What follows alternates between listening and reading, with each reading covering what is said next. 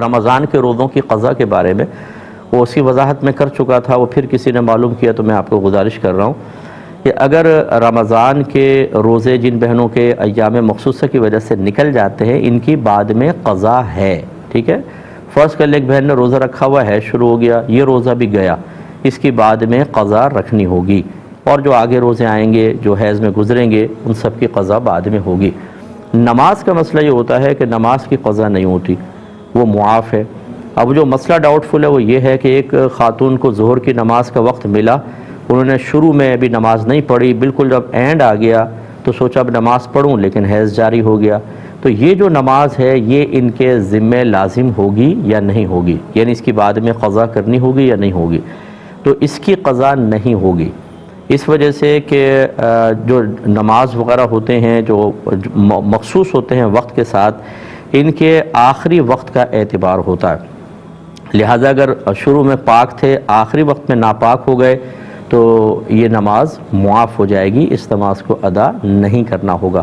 یعنی کوئی یہ سمجھے کہ ظہر کا وقت شروع ہو گیا تو نماز تو میرے ذمہ لازم ہو گئی، حیض تو بعد میں جاری ہوا، تو اس کا اعتبار نہیں ہوتا، یہ نماز قضا نہیں کرنی ہوگی، لیکن روزوں کی بہرحال قضا ہے۔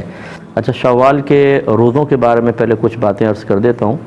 کہ نبی کریم صلی اللہ علیہ وسلم کا فرمان ذیشان ہے، جس نے رمضان کے روزے رکھے اور پھر شوال میں 6 روزے رکھ لیے تو اسے پورے سال کے روزوں کا ثواب ملتا ہے، کیونکہ ایک نیکی 10 کے برابر ہوتی ہے، اور رمضان کے اگر 30 روزے، یہاں پہ سرکار کی مراد 30 ہی ہیں، اس کا مطلب ہے اگر 29 روزے بھی ہوئے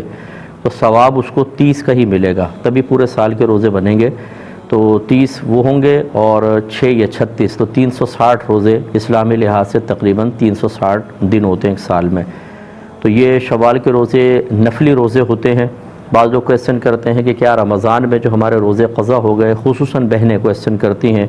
تو کیا ان شوال کے 6 روزوں میں قضا کی نیت بھی کر لیں اور یہ شوال کے روزوں کی نیت بھی کر لیں تو ہو جائیں گے؟